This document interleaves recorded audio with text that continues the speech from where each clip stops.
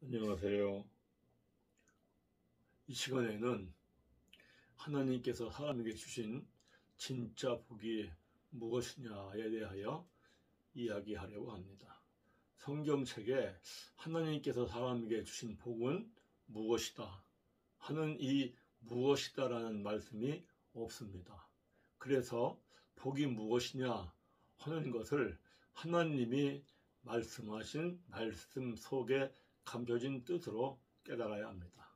그렇게 하지 않고 복을 사람의 계명으로 교훈을 삼아 가르치고 배우면서 마음을 다하고 뜻을 다하고 힘을 다하여 열심히 신앙생활을 했던 이스라엘의 백성들은 결국 심히 타락했고 바벨론의 침략으로 나라는 멸망하고 백성들은 포로로 사로잡혀갔습니다.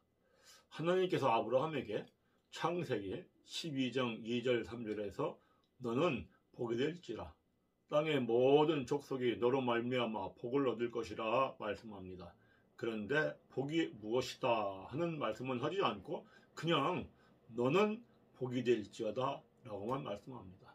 또 복하면 떠오르는 말씀이 신명기 28장 3절 6절에서 성읍에서도 복을 받고 들에서도 복을 받을 것이며 내 몸의 자녀와 내 토지의 소산과 내 짐승의 새끼가 복을 받을 것이며 내 광주리와 떡반죽 그릇이 복을 받을 것이며 내가 들어와도 복을 받고 나가도 복을 받을 것이니라 라는 말씀에서도 복을 받고 복을 받고 복을 받고 복을 받을 것이다 라고만 말씀을 하지 무슨 복을 어떻게 받는다 라고 하는 복이 무엇이다 라는 것에 대하여는 말씀이 없습니다. 사실 이것이 비밀입니다. 그래서 하나님께서 사람에게 주신 복은 무엇인지를 말씀 속에 감춰진 뜻을 깨달아야 그 복이 무엇이라는 것을 찾을 수가 있습니다. 그렇지 않고 사람의 계명으로 교훈을 삼아 가르치고 배우면 이렇게 됩니다. 많은 사람들이 좋아하는 말씀이 야베스의 기도에서 역대상 4장 10절에 야베스가 이스라엘 하나님께 아뢰어 이르되 주께서 내게 복을 주시려거든 나의 지역을 넓히시고 그렇게 기도하였더니 하나님이 그가 구하는 것을 허락하셨더라라고 합니다. 그래서 이 말씀을 사람의 계명으로 교훈을 삼아 해석해서 하나님이 야베스에게 주신 복은 나의 지역, 땅을 넓혀주시는 것이라고 합니다. 그러면 하나님이 사람에게 주신 복은 땅, 지역이 됩니다. 사실 땅, 지역은 돈입니다. 그래서 그렇게 가리키면 사람들이 다 좋아합니다. 왜냐하면 자본주의 사회에서 많은 사람들이 땅 얻기를 좋아합니다. 돈 얻기를 좋아합니다. 근데 땅과 돈을 넓게 주신다 하니 얼마나 좋습니까? 그래서 사람들이 그렇게 가리키고 배우는 걸 참 좋아합니다. 그런데 그렇게 가리키고 배우면 어떻게 되느냐? 문제는 디모데전서 6장 10절에 돈을 사랑함이 일만 악의 뿌리가 되나니 이건을 탐내는 자들은 미혹을 받아 믿음에서 떠나 많은 사람이 근심으로써 자기를 찔렀도다 라고 말씀하기 때문에 야베스가 하나님께 주께서 내게 복을 주시려거든 나의 지역, 땅, 돈을 넓게 달라고 하는 기도는 돈을 더 많이 모으게 하셔서 악의 뿌리가 더 되게 하시고 믿음에서 더 떠나 더 많은 근심으로써 나를 더 찌르게 하소서 하는 기도가 됩니다. 이게 말이 됩니까? 이거는 말도 안 되는 얘기입니다. 또 돈이 복이라면 하나님께서 아브라함에게 너는 복이 될지라 땅의 모든 족속에 너로 말미암아 복을 얻을 것이니라 하신 말씀은 너는 악의 뿌리가 되어 너는 믿음에서 떠나 자기를 찌르는 사람이 될지라 땅의 모든 족속에 너로 말미암아 악의 뿌리가 되고 믿음에서 떠나 너로 말미암아 자기를 찌르는 사람이 될지어다 하는 말씀이 됩니다. 이것도 말씀이 말이 아닙니다. 또 신명기 28장 3절 6절에도 성읍에서도 들에서도 내 몸의 자녀도 내 광주라 내 떡반죽 그릇도 내가 들어와도 나가도 악의 뿌리가 되어 믿음에서 떠나 많은 근심으로써 자기를 찌르게 하소서 하는 기도가 됩니다. 정말 이것은 말도 안 되는 이야기입니다. 그러므로 돈, 땅은 인생이 사는데 필요한 것이지 복은 아닙니다. 그러면 하나님께서 사람에게 주신 진짜 복은 무엇입니까? 이게 사실 비밀입니다. 이 비밀은 하나님의 말씀 속에 감춰진 뜻을 깨달아서 찾아야 합니다. 창세기 1장 26절 27절에서 하나님이 사람을 하나님의 형상으로 만들었다라고 하는 것을 3번 반복해서 말씀합니다. 이거는 하나님이 사람을 하나님의 형상으로 만들었다 하는 것을 매우 강조하는 겁니다. 그런데 고린도후서 4장 4절에 하나님의 형상은 그리스도라고 합니다. 또 고린도전서 1장 24절에 그리스도는 하나님의 능력과 하나님의 지혜라고 합니다. 그러므로 하나님께서 사람을 하나님의 형상으로 만들었다는 것은 하나님이 사람을 하나님의 능력과 하나님의 지혜를 지니고 사는 존재로 만들었다는 겁니다. 그래서 하나님께서 사람에게 주신 복은 하나님의 능력과 하나님의 지혜입니다.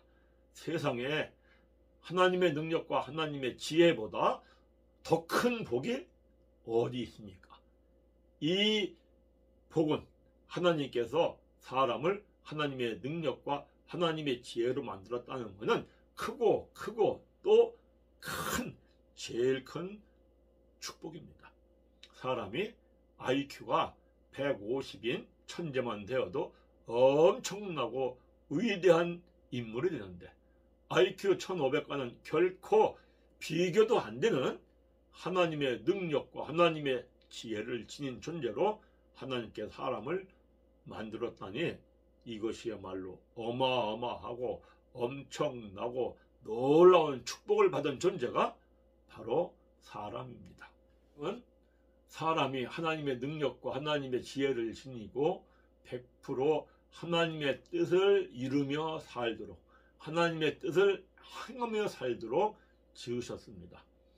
사람이 하나님의 능력과 하나님의 지혜를 지니고 하나님의 뜻을 100% 행하도록 살도록 지으신 하나님께서 첫사람 아담을 시험하시는 말씀이 정말 사람이 100% 사람이 하나님의 능력과 하나님의 지혜를 지니고 100% 하나님의 뜻을 행하나 안 행하나 시험하는 말씀이 창세기 2장 19절 여호와 하나님이 흙으로 각종 들짐승과 공중에 각종 새를 지으시고 아담이 무엇이라고 부르나 보시려고 그것들을 그에게로 이끌어 가시니 아담이 각 생물을 부르는 것이 곧 그 이름이 되었더라 라고 말씀합니다. 이 말씀은 하나님께서 코끼리를 만들어서 아담 앞으로 보냅니다. 그러면 아담이 코를 길게 늘어뜨리고 어슬렁어슬렁 기어오는 그 동물을 보는 순간 저것은 하나님이 코끼리로 만드는 것이다 라는 하나님의 뜻을 알고 코끼리라고 이름을 짓습니다. 다음은 하나님이 으르렁 페어하는 동물을 아담 앞으로 보냅니다. 그러면 아담은 그 짐승을 보는 순간 저것은 지은 하나님의 뜻은 사자인 것이다 라고 알고 이름을 사자라고 합니다. 하나님께서 깡총깡총 뛰는 동물을 만들어서 아담 앞으로 보냅니다. 그러면 아담은 그 짐승을 보는 순간 저것을 지은 하나님의 뜻은 토끼인 것을 알고 토끼라고 합니다. 이렇게 아담이 하나님이 흙으로 만든 각종 들짐승과 공중의 각종 새의 이름을 짓습니다. 그런데도 놀랍게도 아담이 이름을 붙이는 것에 대해서 한 번도 하나님이 아니라고 한 적이 없습니다. 이것은 하나님의 능력과 하나님의 지혜를 지닌 아담이 100% 하나님의 뜻을 맞게 일을 행했다는 겁니다. 참으로 사람은 엄청나게 놀라운 축복을 받은 존재입니다. 하나님께서 하나님의 형상으로 지음받은 사람이 하나님의 능력과 하나님의 지혜를 지니고 살면서 에덴 동산에서 마귀를 이기고 항상 기쁘게 살도록 하셨습니다. 그리고 하나님께서는 에덴 동산 가운데에 생명나무와 선악을 알게 하는 나무를 심어놓고 아담에게 동산나무 열매는 내가 임으로 먹되 선악을 알게 하는 나무의 열매를 먹지 말라. 내가 먹는 날에는 반드시 죽으리라고 명령합니다. 이 말씀은 하나님께서 아담에게 너는 선악과를 먹지 말고 반드시 생명과를 일용할 양식으로 먹으라는 것입니다. 잠언서 3장 18절에 지혜는 그 얻는 자에게 생명나무요 지혜를 가진 자는 복되도다 라는 말씀은 생명나무는 하나님의 능력과 하나님의 지혜의 나무라는 것입니다.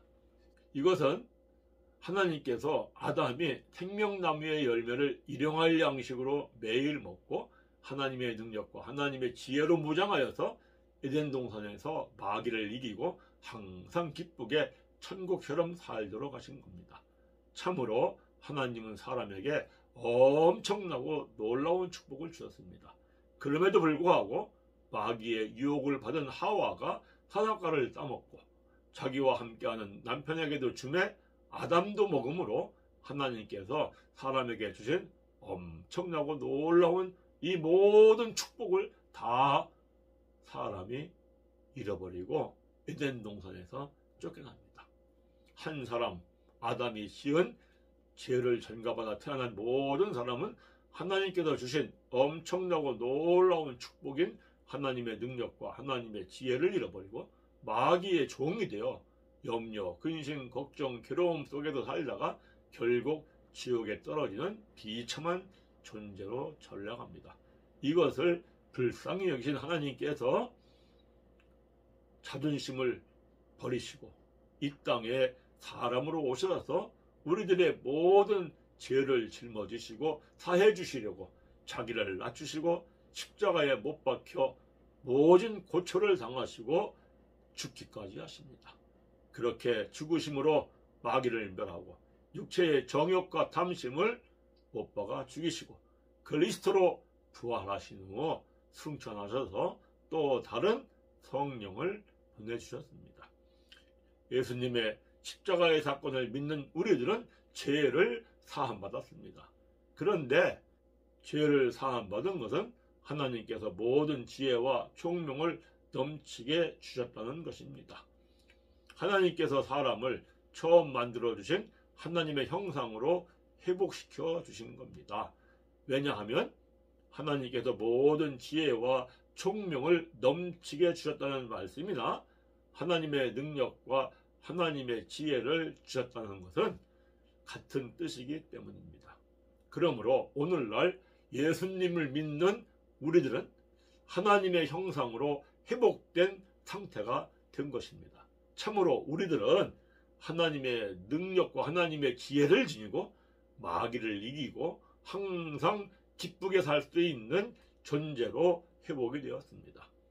하나님께서 주신 진짜 복은 하나님의 능력과 하나님의 지혜입니다. 그러면 어떻게 하면 우리들이 하나님의 능력과 하나님의 지혜를 지니고 마귀를 이기고 항상 기쁘게 살 수 있느냐 하는 거에 대하여는 다음번에 하겠습니다. 감사합니다.